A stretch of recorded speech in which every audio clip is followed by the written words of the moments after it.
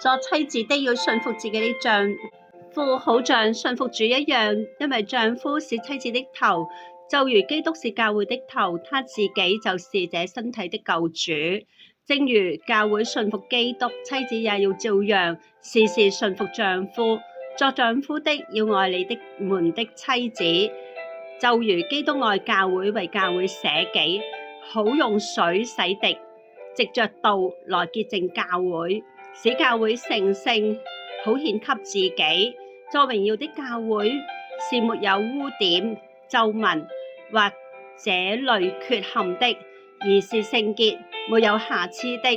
照樣，丈夫也應該愛自己的妻子，好像愛自己的身體一樣。愛自己的妻子就是愛自己了。事實上，從來沒有人憎惡自己的身體，反而是好好滋養、愛護它，就如基督對待教會一樣，因為我們是他身體的肢體。為此，人要離開父母與妻子結合，兩個人成為一體。